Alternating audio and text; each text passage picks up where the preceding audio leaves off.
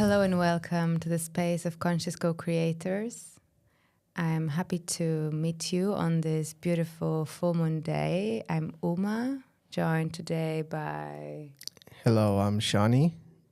Happy to be here on full moon with you and also our amazing guest, Sarah Basha. Thank you for the invitation. Yes, so on the full moon, Sarah is somebody who works with astrology and is well connected to the astrological field. So it's amazing to dive into this conversation with you today. Yeah, perfect synchronicity, you know? Yes. Yeah. Yes. Yeah, so to start off, I would love to know, is this something that you felt a connection to throughout your whole life?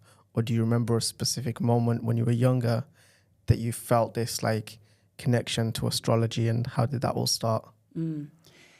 So I was born this way, like the Lady Gaga song. I remember being 6, or actually younger, and being really fascinated by the universe, but quite anxious about it because, you know, the adults were talking about the solar system and God and all these things, but it didn't make sense. Like I was like, okay, but after the solar system, what's after that solar system and after that? Or if there's this man sitting on a chair, that doesn't make any sense to me. And I thought, like, these adults just don't get it. There's a reason why we're here, and what is that reason? So I would literally stay up at night and be troubled by this. And I know that this is the case because I have a book that I cherish called In the Beginning, and it is a book that my mother gifted me. And inside the book, it says, you know, sweetheart, you have so many questions that I don't have answers for. I hope that you'll find some of the answers in this book. And it's dated in 1987. And this book is a collection of creation stories. So from indigenous people, religious, you know, different main religions. And some of them are dark, some of them are, you know, beautiful. And I didn't find all my answers there, but I certainly know that already then I was someone that was seeking deeper meaning to why we were here.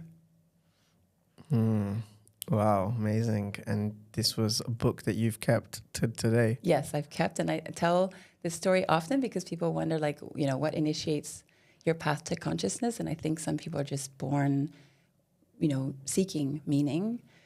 Some people are born as old souls. They've had many, many lives. In the chart, we see this as well. And some of us are born to discover what that is in the process of being here. So between astrology and cosmology, where are you? I think I'm in the middle. Would that be like I come from the indigenous people of Albania in the north of Albania in the mountains, and they worshipped the sun, the moon, spirit in all of its forms, nature. And I have discovered in my spiritual awakening that I am very much informed by that, even though no one really formally taught me any of these things. Even in my work, the things that I have, you know, that I do, that I use, no one told me that. I have parents that are much more, you know,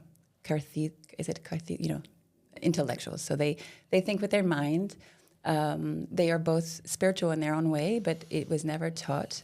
And so for me, it is a relationship to the cosmos. Astrology is just a tool to enter in relationship with this cosmos, which is a reflection really of ourselves. Like, we are energy embodied on this earth to experience the energy itself, which I believe is the energy of love. So I like to be in the middle. It's it allows us to move in directions, all the directions, depending on what we need or where we're headed. Yeah. Amazing. This is something that you've kind of developed over the time. Like you got closer and closer to finding that path. So as you shared before, like at the start, it was a calling, and you were connected to that calling. But then, as that path became closer and you connected with your indigenous roots as well, how did you know to follow that instead of like falling into like the traps of life and just going down the path of what everybody else is doing? Yeah, that's a really good question. I actually remember being a teenager and practicing spirituality or, you know, intuition or witchcraft. And I know this word triggers people, but essentially having the gifts already then and being very quickly afraid of it, because when we are awakened, we see the shadow, we see the darkness. And it is a scary thing, especially when you're young and there's no one else to kind of support you. So I rejected that, and therefore I rejected myself in the process. And it was only when my father died and I became a mother at the same time that the veil like really shifted. And also I have a son in the 12th house, which is the house of death and rebirth. So it was, you know, I understood that that awakening would happen later in life. This is what that also indicates. And so in that process of seeing death and birth and experiencing it physically, I understood the kind of the remembering that there was more to my life, that I was capable of birthing a life, and that is just like goddess incarnated. That if I can do this, I can extract myself from the matrix and really, you know, explore what it is that I'm here for. So the reconnection to self really happened through the threshold of death and birth. So about 10 years ago now. And it was a supermoon in Aquarius, which is the age of Aquarius, which we are birthing now. And I was like, wow, all the astrology is talking about the rising of the feminine. And I come from a household that is, we were 3 women in the house and my father, and he's, you know, no longer there. So we're going to have to step up in a very patriarchal culture that I come from and, you know, go through everything, a whole year of mourning and all the rituals that are kind of part of my culture as well, without the man there to guide us. And so I was experiencing really on a micro level what the macro was telling me. And I thought like, wow, everyone's going through this, but, you know, we may not notice. So yeah, it was the noticing, I think, that was really important for me. Okay, what I think cannot stay unnoticed is that you said witchcraft. Yes. Let's go deeper into it. Okay. So, and this links to the full moon that is now. It's since the last new moon in Aries. I hold circles every month here in Ericeira, in Lisbon, and also around the world, wherever I go to work. And in these moon circles, I always host the new moon because that's the darkest phase. And for me, it is also in the dark again that there is the most potent light because we retrieve it there. And also the deepest listening. In this new moon, I affirmed publicly that I was a witch because my sun in the 12th house is also about acknowledging my own light in the darkness. So for me, witchcraft is a word that I know triggers people. It triggered me for many, many years. But it is really essentially, and it's important now because the witch hunt is still something that is very present. It just doesn't look like what we imagine it to be. Like the witch doesn't look like what we imagine it to be either, because Disney and, you know, the patriarchy has come around to you know, represent it in a way that makes people afraid. But I've also decided that I will use that words and that language, because spells are cast with words, in the desire to awaken in others a curiosity about that within themselves. Because anyone that has wisdom, anyone that doesn't fit in the box, you know, queer folk, crone folk, retired people, handicapped people, displaced people, anyone that is disconnected from, you know, being is a witch or a wizard. And so it's in the reclaiming of who we are that I think that, and the wisdom often connected to nature, you know. So witchcraft in my teens wasn't like, you know, making spells. It was reading people's hands. It was reading people's charts as well. For me, the way I read, I have amazing teachers. I've, you know, certified in many modalities. Most of my teachers are scientific, so they come from science. And so they're very science-based in the way that they read. For me, it is a channeling experience. It's a very mystical thing. I just listen. I really deeply listen, and the planets in your chart will speak to me.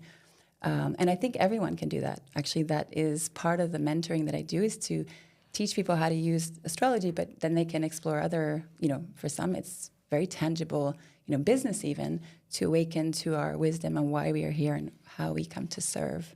So, but witches and wizards recognize themselves. So often I will attract people who are curious by that word, or they're physically, as I say it, they physically, and maybe people who are listening to this, like physically, you know, their hairs stand up, or and often it's just like, you know, part of their path. They have been a witch in another life, and they've forgotten in the same way I forgot. And now it's so obvious to me, it doesn't scare me anymore, you know, but it did for a long, long time. And I wouldn't use it. Like people would say to me, you're a Wicca. I have a friend who said this to me, probably 5 years ago. And I was like, what is a Wicca? Like, what does that mean? And I didn't resonate with that word. And now I do. I really do, because I've made it my own, What is a Wicca? So Wicca is a pagan term for witch. And so it is someone that will align very much as I do to the seasons. So we've got these thresholds of time that mark time. And we've got, like, now we're entering into autumn, so it is quieting down. And in fact, Western astrology that I practice is aligned with the Western calendar of seasons, not the Gregorian calendar. So the beginning of the year is in the springtime. That's, when we begin things. And so Wicca people will honor these that relationship to nature. And it can look different. Like often the Wicca that most people know is the Celtic, but there are all sorts of the Slavic, there's all sorts of traditions that do the same thing, have maybe a different name for it. Okay. It's interesting you bring up the fact of like the scientific backing of this. And I think for me, I grew up also fascinated by the stars and the galaxy and the universe, but I never knew too much about astrology. So for me as well, I'm learning more now, but I'm still not that familiar with it. So could you maybe explain a little bit of astrology? What is it based on? And is there any you mentioned with the scientific backing, is there some way of quantifying how you're able to tap into this field and share what you do? So not being a scientist, I'm going to explain it to you in my non-scientific words. But the planet, so we're born on the planet at a specific place at a specific time. And these are numbers, right? And there's like the longitudinal and the latitude to where you are placed. And so whether I believe that we choose to incarnate at a specific time in a specific place, that's going to give you a relationship to not only the whole planet, but to others, any living thing on this planet, and to the cosmos. So astrology is the language of these numbers that can be individual and collective. And so where these planets, the planets of our solar system and also asteroids, are in relationship to each other and what that means. So, for example, we've got this full moon right in Aries today. It is for everyone, depending on whatever your chart is, that's going to light up. A full moon is a growing of energy, intuitive, emotional energy. It's growing that energy in that Aries part. So if you think of it like physically, if you're standing here and for you Aries is there, right? And for me it's like here, my relationship to that conversation is going to be different. If I'm looking at you like this, we're either going to be in opposition, like one of us is going to do more talking or listening, or if we're balanced, we're going to be doing talking, listening. But if I'm here, I might not be able to see you in the same way. I'm going to have to physically turn towards you to cultivate, an understanding of yourself. And also the angles of this relationship influence different parts of your life. So in astrology, it's at least the astrology that I practice, we divide this planet, this map, in 12 parts. And these 12 parts represent, the first 6 are about individuation, so the journey of becoming. And then the other 6 above the horizon are my relationship to the world. So, my relationship to others, my work, my community where I belong, and again, like the death, rebirth kind of energy of the ending and the cycle begin. So that is how I would describe astrology. My teacher, my first teacher, who was a biologist and is a renowned French astrologer, she literally counts the numbers. So I've never been good at math. And so for me, I don't count the numbers. I don't draw. I use a computer. It generates charts, and I keep telling her it's modern now. It actually does it all for me. I don't have to draw it. But I do look at the numbers to see what age, for me, the numbers speak of what age maybe you were going through something, or the quality. So numbers, I use numerology in that sense. A 0 is a beginning, and a 29 is in astrology is a graduation, a more experienced energy. So that will also tell me what kind of relationship you have with that planet or that part of yourself. Is it a immature, I need to learn this, or is it something I'm really good at? Does that make sense? Interesting. Yes. So, for example, you could, based on some specific information, you could tell people things? I can see everything in the chart. So that's why I don't I trust that people come to me when they're ready. And it's usually when their soul is like ready to hear themselves. It's just listening to themselves. It's just actually often a confirmation of what they already know, but conditioning, disconnection to intuition, disconnection to pure essence has not allowed them to trust that voice or even to hear it. And it's a very sacred thing. I really, I laugh about it, when I'm meeting people, because I'm like, listen, it's, you can't lie. My mom once asked me to read something and I was like, oh, I didn't want to see that. It's like, this is way too intimate, But so you just, and then sometimes you see things that,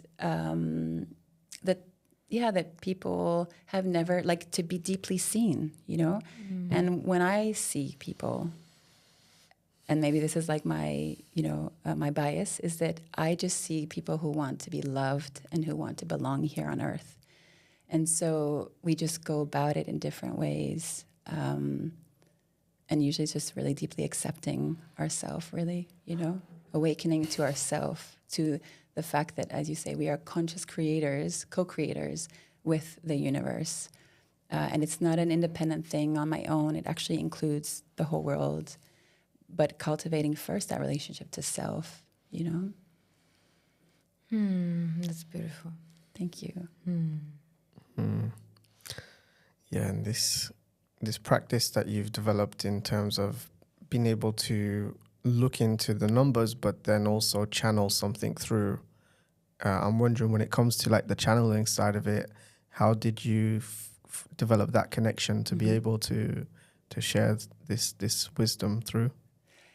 It is, as I tell everyone, it is a cultivation and a deep contemplation. It starts with curiosity, being okay, I'm awakening to something, I feel something. Let me dive in and listen. The practice of first listening to the body, to our feelings, So it was this practice. But it's true that at the beginning, a bit like when I was a teenager, and I think, maybe people who are listening, this happens, I was like, what is happening? What is this? Because my body was in channeling. It's a bit like a radio frequency. You're tuning in, and my body would literally vibrate, and I could feel it in my crown. And I was like, what is this? So I'm thankful that I have amazing teachers that I could talk to and be like, I'm getting this thing, and it feels like Kundalini, and it's vibrating my whole body, but it's in the head. What is this? And also when you're channeling or when you start to deeply listen, as I said, there is a connection to the darkness. So you don't always know what your channeling is at first, right? You don't know if what you're tuning into is divine love or if it's, something else.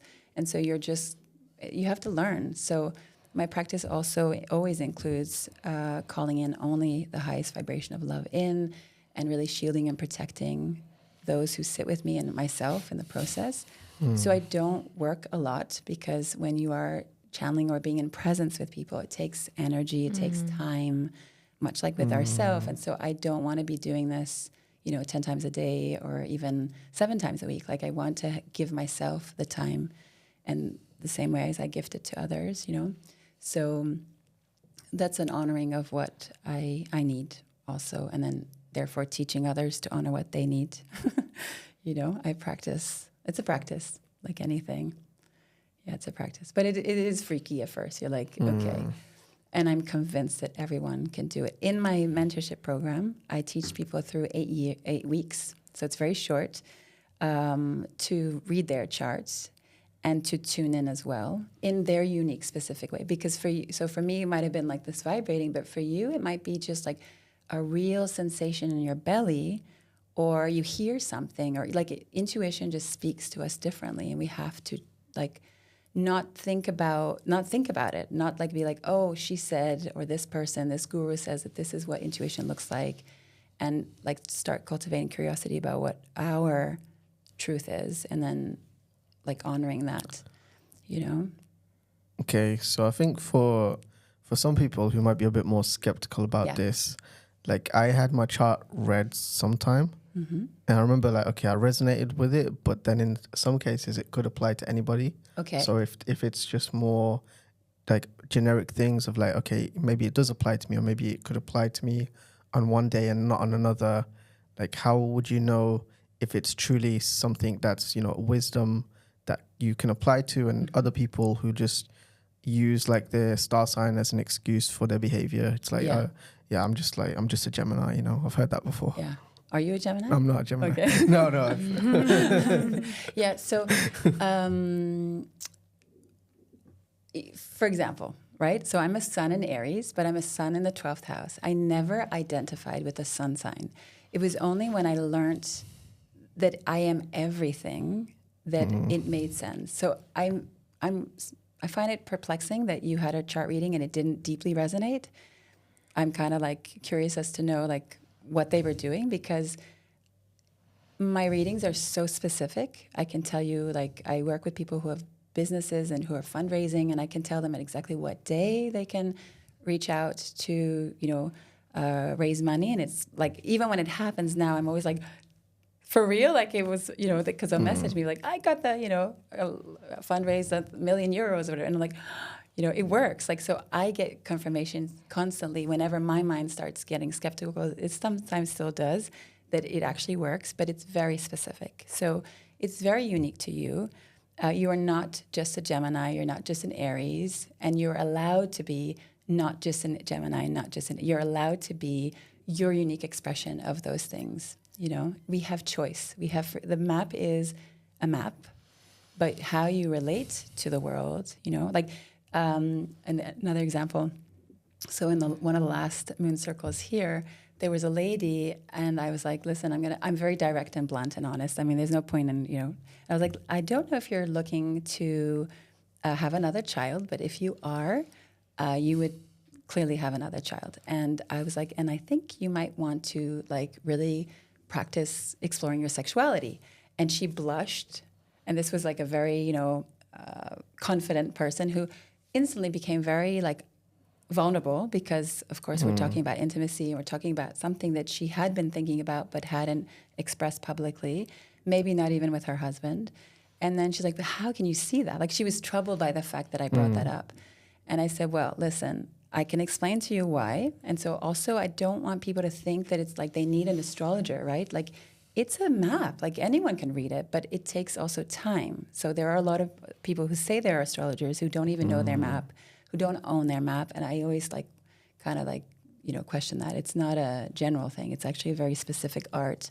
And so I explained to her, if the planet comes around your house of babies, right, that brings in good luck with babies, and you're not having sex, you're not going to have a baby, right? But if you are, then you're going to have a baby. 100% you'll have a baby. So that's how specific it can be. But you get to choose, right? She gets to decide. So yeah, I it's a pity that we don't like pull up your chart and do it live, because that could have been fun. But that's really weird that you didn't think that it deeply resonated. Like, horoscopes are not full of shit, but it's very general. Right. But a chart is very specific. Yeah, it wasn't like a full-on reading. It was just more of just some feedback. But okay. But yeah. No, but I think that there was an important part that Shani mentioned. That is, can we use our astrological chart or our signs as excuses? Yes, and that's it. Yeah, it's true. He did say that. And no, so I don't it's not an excuse for anything. Like, we have to take responsibility for ourselves, right? Like, blaming, and actually this is what consciousness is for me. Blaming, your parents, the boss, the boyfriend, the chart, all of that is disconnection to self, which is really deeply empowered. And I think people need to come into understanding that it's not a label that gives you a permission slip to act Yeah, what I mean is my Venus is an air sign, so I cannot have a structured relationship. Yeah. I'm going to always be just, changing partners. But you need freedom. If you have a Venus in Aquarius, you need freedom. But freedom, like my Aquarius friend that I have, I've learned through even becoming really friends with her deeply, she needs freedom, but she also is deeply sensitive. So Aquarius is actually both detached and extremely highly sensitive. And so people will say, oh, I can't commit. But the truth is, you probably won't commit in a traditional way. Mm-hmm. So and so accepting that about yourself is also the doorway to deepening intimacy whilst accepting that you have a need for more, Right. non-traditional and free ways of loving. But then the question is, then doesn't that influence the way people think about it? Or if someone doesn't know that about their reading, wouldn't they just be maybe choosing a more committed relationship? And then if they have this reading, they might think like, okay, oh, actually, maybe I'm not. Then the first feeling of doubt would just, the reading would feed into it. So how does that? Can you reformulate that question? So just to know how much of an influence the reading plays into actually changing people's behavior versus it actually, giving them feedback on what they're doing. I understand the question. So, does the chart or the reading? So this is where I cannot speak for other people who read. And I'm sure, because I have seen it, that people think that this is, it's very exciting to have power over others, like to have the wisdom, right? Yeah. I'm not. For me, it is a sacred thing. And I always tell people that they have choice. And it's not a fixed thing. Like your Venus in Aquarius right now might look different to your Venus in Aquarius when you're in your 40s or 50s. Do you see what I mean? It's up to you to choose. And nothing that I say is about, like, it's not fortune telling. This is right. Making you more self-aware, helping you to be more self-accepting, and realizing maybe where some of the things and choices that you made came from your desire to be loved and actually a disconnection to your true essence. Wow, this reminds me the power of the reading for couples, that I really want to do that, where you understand how your stars are supporting each other and what is necessary there. It's a thing, no? Yes, I do it for parents. Yeah. So I do parent-child. Okay. I stay clear from the relationship thing because I believe that we meet people always for a reason, and that often, when people say, like, am I compatible? We have to have our unique way of relating, right? Like us two, and then it's just going to look different. And so I don't know, I just have a sense of curiosity around relationships. But for parents and children, often parents, at the beginning of those early years struggle to understand how they can support their children, right? And so in the chart, we see why you are the parent for this child and what this child needs. And I never go beyond that. Like, it's just like your child has their path. They chose you. How can you parent them in a way that will support their life path? And so it actually is often the same, like, medicine, which is that it's parenting ourselves that is often the key to parenting others. So for a compatibility chart reading, for example, when I've done them, it is like, what's the part of myself that I'm not loving enough that I'm projecting onto the other, right? And where it's in disbalance. There's also this planet that when you have, for example, I have Libra in this planet, that this is what I'm seeking. Which one is it? So Mars for a woman, Mars I'm assuming is what you're saying, would be what you're seeking, like what you're attracted to, what you're needing, right? For a man, regardless of sexual orientation, it would be Venus, because it's the opposite, where Venus is. So your Venus for a man, again, regardless of sexual orientation, would be what you are looking in the other. Okay, so it's not the Jupiter? No, Jupiter brings us good luck. And Jupiter magnifies everything. So for me, he's our lucky charm.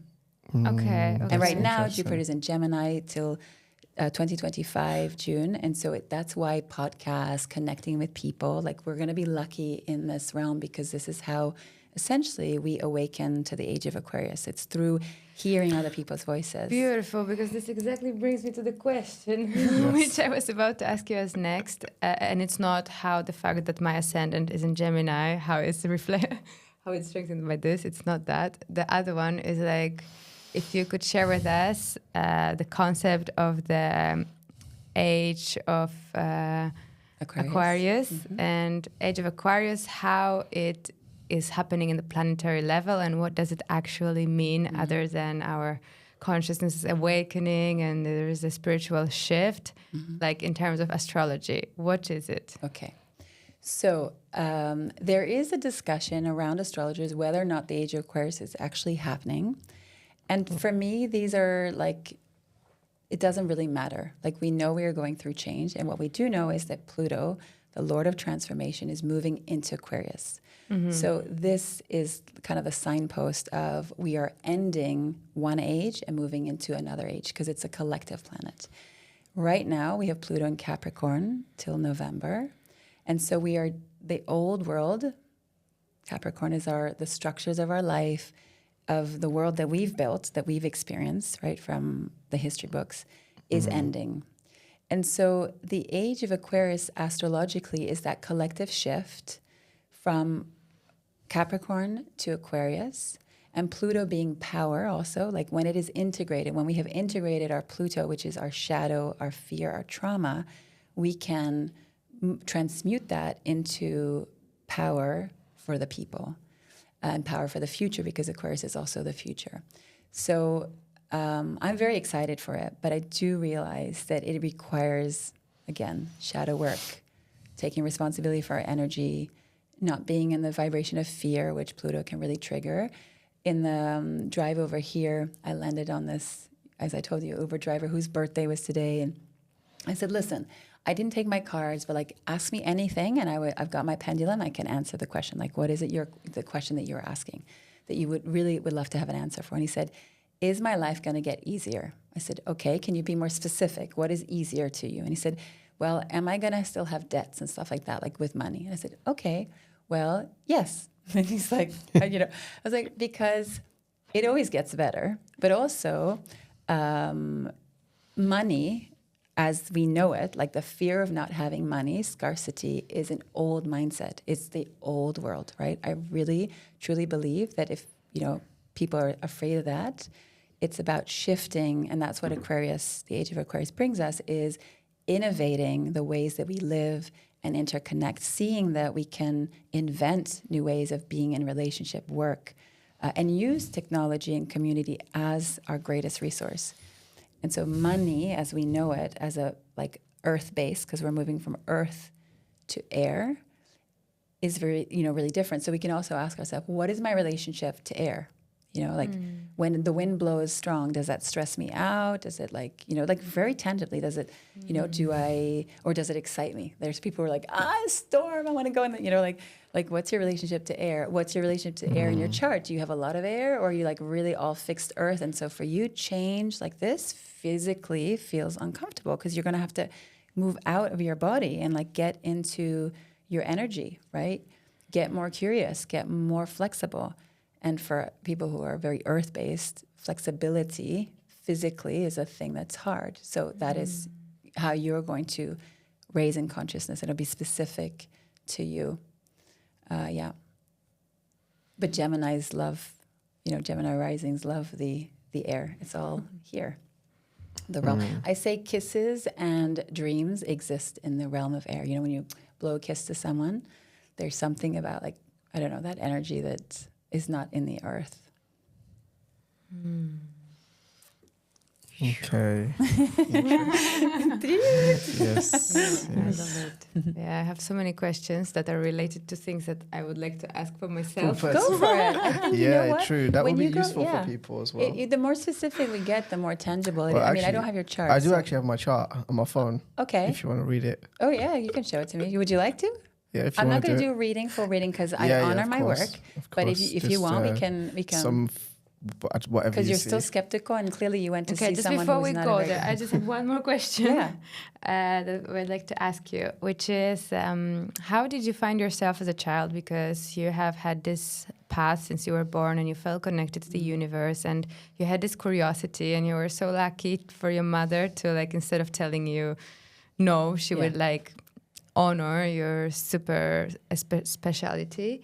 So how did you find other people who would resonate with you in this metaphysical world?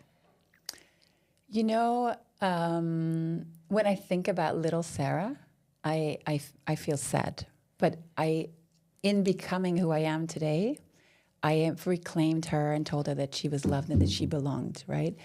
I found it really hard. I didn't find my people. And I think when I was a teenager, I hung out with all my weirdo friends, and I had mostly friends who were boys, and they were fat, they were tall, they were black, they came from the island.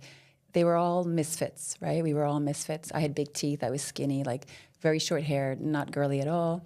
So I never really fit in. And so I was a lot in like my imagination. Like I am a daydreamer, have always been a daydreamer. I spent a lot of time like there, you know. I have a sister whom I was very close to. And so I think what helped me was that I never felt alone. I felt deeply loved. And she's a Scorpio. So like when Scorpios love you, everyone's got your back, you know what I mean? Nothing can happen to you. So we were very close. And so that really helped me. But it was, I think like now I have found my people because I have found myself really, you know? And so this is also the thing is like, if we're looking for love, if we're looking for friendship, if we're looking for a sense of belonging, you know, we really need to get out of our own way and be most authentically ourselves because we're going to find wonderful people and they will be part of the journey of awakening to ourselves. But the faster we get to that point of not hiding any of this weirdness, the faster we find our people or they find us. Yeah, that's so true. You have it? Resonate, yeah. Want to show you? Well, I don't know if it's the right one, but this is what I look. have. Is this it? Yeah. Okay. So I'm going to assume this is the same style that I work in. And so you are a Scorpio rising. Yes, Scorpio rising.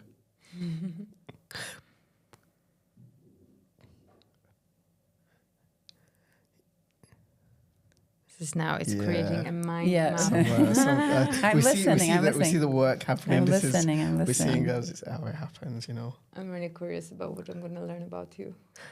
Me too. All right, I'll tell you one thing about you, okay? Which is that you have I was telling you about numbers.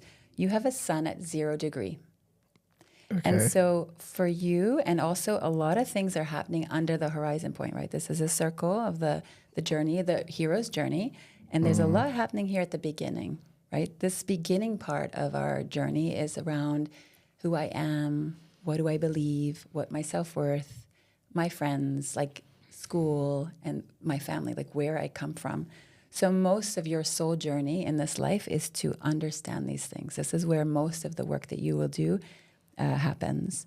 And in fact, it is around what you believe to be possible for yourself, how you speak. So the podcast is an interesting experiment in that because you're using your voice to connect to people.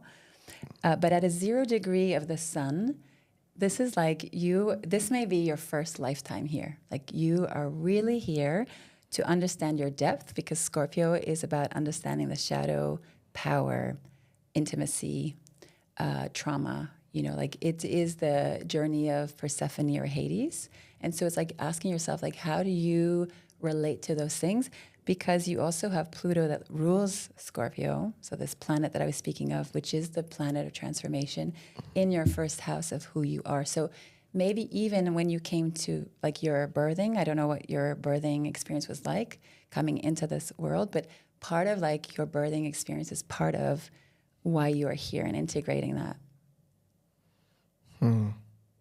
Do you know if it was like an easy birth? Did you want to come earthside? I don't know. Actually. Okay. So I would invite you to go ask your mom. There's because a lot of like also the age of Aquarius energy is in the 4th house of the mother line, the home where I come from. So the keys that you're looking for that you need to cultivate are there.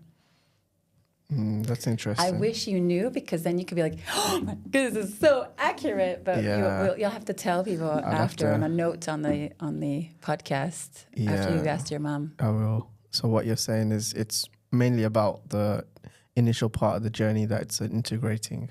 Yeah, like you really understanding scorpionic energy, this deep self. Scorpio doesn't do superficial, right? Yeah. So that deep energy, deep relationship, but also therefore fear, trauma, because that's where all of that, like it comes from the deep place, right? So interesting. And you know, actually, so I say like ask your mom, but often I tell people like ask your grandma. Like ask your mother, grandma, anything. Because some of the thing, like it just unlocks, like our witch, you know, you find out that your great grandmother was a, you know, witch, and you're like, oh wow, how did she do it? Or she made tea, or, you know, like, and then you cultivate that curiosity where you come from, because also most of our wisdom is ancestral, but part of like, you know, the patriarchy has disconnected us from that wisdom, right? From where I really belong. I'm not like you, I'm different, but we all kind of like became all conditioned to look the same, live the same, want the same thing, when that's a fallacy. Yeah, that's reality. Yeah, I think we all have this uniqueness in us, and now the fashion definitely is unifying everyone. And about like the power of this channeling that and this vision, I had a call with a woman recently. She was interested in our mentorship program. And I started to speak with her, and then she had like this feeling like, can I pull a card for you? And I was like, let me think, can you? And then she did, and then she started to tell me things out of nowhere, like with permission, of course. Yes. And she told me to speak with my mom, and well, I was really like, not skeptical, because of course I was open, but I was like, you know, not giving full a belief to what she said is true. However, I was curious enough to actually speak with my mom, and this woman who was connecting with me from Canada, she was telling the truth, you know? And I was so surprised by the depth of the situation that until today, I in no way can explain this, because we don't know each other. Yes. She doesn't know my chart. No. She is in the other continent, and just through a Zoom call, she was able already to receive all these insights about my ancestral line. So I believe that this energetical connection, it really is something that is undeniable, and like we can take from it. So I wonder, how does your work support people in daily basis, and how do you contribute with your possibilities to the well-being of the others? I love what I do. I really love what I do. And when, like this week, I wanted to just be like a hermit, I'm reminded that that is me resisting, you know, showing up. And that's just a human thing. But I really believe that I serve in people's awakening to themselves, to their essence, to the why they are here. My favorite work is to go deep with people. So I don't really, you know, I look at the soul, I look at the soul path, I look at the healing, the keys that one needs.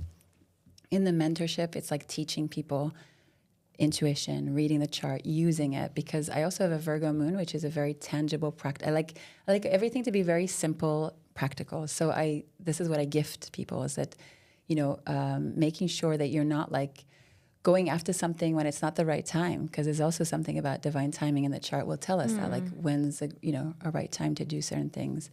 And so it's teaching that to people so that they can tangibly practice, know how to practice, have some keys, and then choose what are the keys or tools that they're going to use. But I kind of like gift it to them, and then they can run with it. And it's amazing, you know, what happens. Like in the mentorship over 8 weeks, like I had people sign up who had lost their job and were like, I don't have the money, but I've worked with you before. I had a reading. It was so accurate, or, you know, synchronicities. I'm going to show up.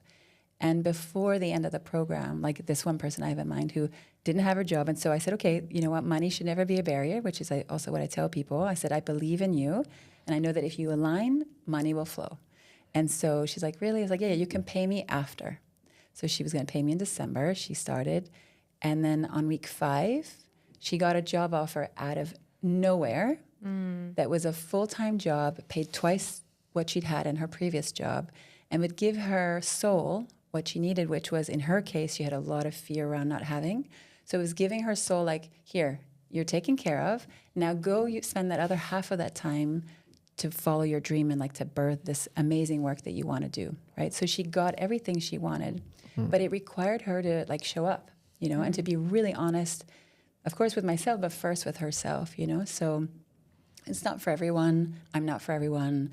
But I love that, because the people that show up then I think go off and do amazing things, and then they empower their communities. And this is the age of Aquarius. Then they change the world, right? We do it all together. as I was telling someone today, we uphold each other like constantly. And so I think that's important, like even healers and guides and teachers, everyone needs to be held sometimes, right? And so we do it for each other in the process, very uncomfortable process of growing and birthing this new world. Yeah, I feel you. So other than the mentorship program where you teach people how to read their maps and how to work with stars for their favor, you also mentioned you organize moon circles once a month. Yes, I host moon circles at the dark moon. I also host workshops around something specific. So, for example, I've been teaching around Lilith, which is the dark feminine, which is also the voice that we have.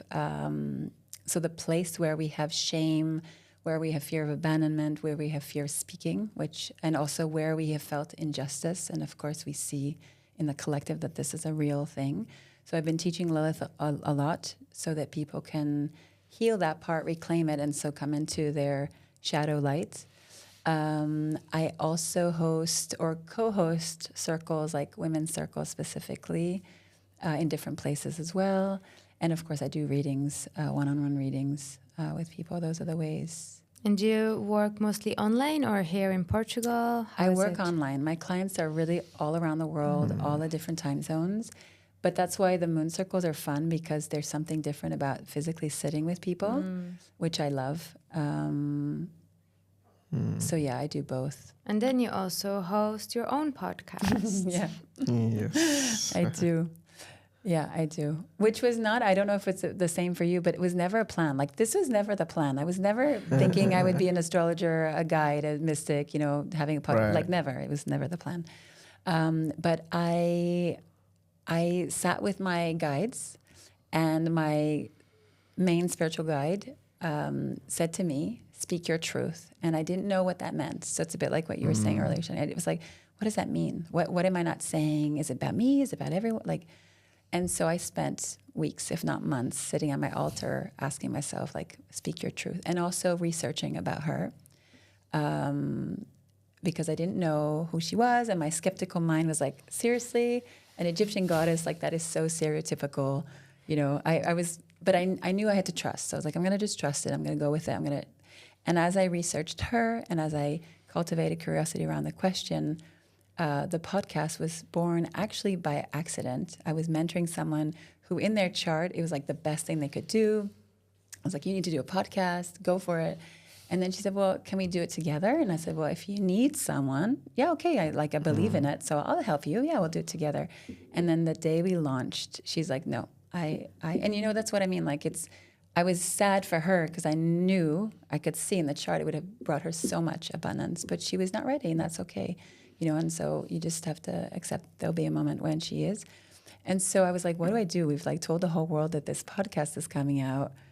We recorded the first episode, and I was like, okay, I'm going to just do it. And so as I sat with the first guest, in that moment, I understood that speak your truth was actually the question I was to ask all of my guests. It is, what is the truth that you haven't said? And so give them a voice. And all of the women, because it's a podcast for women, all of these women have gone through their own journey of becoming, which looks very different, and also honoring of their dark feminine within, and in so doing, become healers, teachers, renowned artists. And so that it became a platform for them, really. Yeah. That's interesting. Yeah, Did you know you were going to do a podcast? Not at all. No, not at all. Yeah, no, when sort we're of. creating the community for facilitators, it was always about empowerment. However, this part of bringing inspiration, it came later, definitely. Yeah, we had this idea to do more workshops and webinars, and we were trying to find people to do that, and then the opportunity came to just check out this studio, and we're here. And Actually, I came here to meet beautiful Yarin in one of the meetings he was offering for people to get to know the place, and that's where I met you. Yes, it's true. I That's where you couldn't guys find met. it. Was I was supposed to be there as well, but I couldn't Really? make it. Yeah, but I couldn't make it that day. It was completely random, and I just came from home, and I couldn't find the place, and I went first to the other place, and I came 1 hour late, and the meeting was already almost finished, and I was like, hey guys, but I didn't know it was a meeting to become a member of the podcast lab here in Ericeira. I was rather thinking that it's just a branch, of community. Mm-hmm. And then I told Shani, because Shani at that stage was starting his solo YouTube career. And I was like, okay, this is not going to the best direction it could. So maybe you, Shani, should come here and try with the studio. And Shani was okay, but if I do it, then we might as well do it as Conscious CoCreators. Nice. And from word to word, we were like, okay, and then we're going to just bring people who are super inspirational and experts, and we will inspire the community. And it started to flow. Yeah, I think it got off to like the best possible start. We connected with, I don't know if you know Satya, Yes. for the first episode, I and watched that the was episodes. like, yeah, that was incredible. And from there, it was just, getting more and more interesting guests like you who have Thank their you. own world that they bring to the table, and it's so fascinating to go deep into something where I have no knowledge at all. So Yeah, Thank that's you. true. Thank you so much for No, being thank you, present guys. here with us. And I wonder if you have a takeaway about the current moon situation. We're in a full moon in Aries, Yes. So, like, what do we have to do today for it So to, it's like, not today. no? Well, it is today, but what I mean is that what you have to do today, you don't have to do today. Okay. We have time. Time is a it is a movable thing. So like not to stress people like if I miss it or what we have to do at this time in our collective, awakening and consciousness is to come into our Aries part. And the Aries part is our inner fire, this inner springtime, because Aries is the spring, right? So what is it that you want? Not need, want. What is it that you want? Shani. What is it that you want? And where do you need to like kind of move out of your way and just go for it? That requires a little bit of courage. Also, it's about if Aries is ruled by Mars, and of course this is the fire, I often ask people, like, what is your relationship to anger? Like, are you ready to let some of that go and transmute that into creative fire instead? But it really is about focusing now on ourself. And for a lot of people, like, the way that we relate to the world is through the others. And it doesn't mean when we're focusing on ourselves, it doesn't mean that we're not caring about the others. It's just that the only way that we can birth this new world, which is it's like any birth will be scary and difficult, is to come into our greatest strength. We are in a strength year too, and strength is about, when do I run? When do I wait? How do I cultivate my relationship to the divine masculine within, which is what do I do, right? Not like receiving, like what do I give, what I do, and going after that like unapologetically, because as you do that, you become, what Paulo Coelho calls the warrior of light. Like you become a warrior for this new world. And so I think this is what the full moon is saying it's not easy, it's not comfortable. You're having to contend with needing to protect something, needing to confront a fear. But despite that, how can you move forward with courage?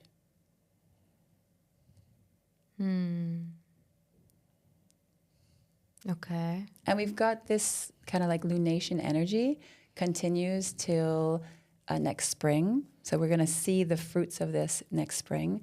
But also we're going to see a lot of things manifest if we like show up between now, I would say, or January, when the nodes, the karmic points, the collective karmic points shift.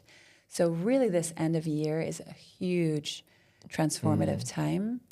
And I see like personally, really, I'm an Aries, and the whole week I was like, can I just hide? Can I just rest? And I was like, you guys kindly invited me, and I was like, the universe is just saying like, just go, like it's time. So we all have to just like run with it, whatever it is to us, and know that that is of service. It's not a selfish thing. It is of service. Okay. Wow. Beautiful. Nice. I think everybody Amazing. needs to hear this. At least everybody in this community. Yes, yes. Thank you so much, Sarah. Thank you, Thank guys. This has been you. so much fun and a gift to receive this invitation and sit with you guys. Thank you. Yeah, it's an honor to sip a little bit of your wisdom. Yes, and maybe you can tell us a little bit more of how people can reach you if they want to know more about what you're doing and your mentorship. Thank you. So I've got a website, which is my name, Sarah Basha, SarahBasha.com, where there's everything there. And I also have a private Instagram where I, on my stories, I'm constantly like sharing stuff and also letting people know ways to work. I also have free meditations on Insight Timer, which I am very proud of because those are all free resources, both the Instagram and the Insight Timer. But yeah, my website or Instagram are the places to. And I have a weekly letter, which is just I pour my heart into it. Like I process the energy for myself, but also I share that with others. So it's a vulnerable space where I sometimes get personal, sometimes, and it's always a metaphor for the astrology. So it's another way to understand astrology in a very tangible human way. And so that's my weekly letter, that you can sign up on my website. I'll sign up. Thank you. Amazing. Thank you. Yes, thank you for joining us. Thank you so much. Okay.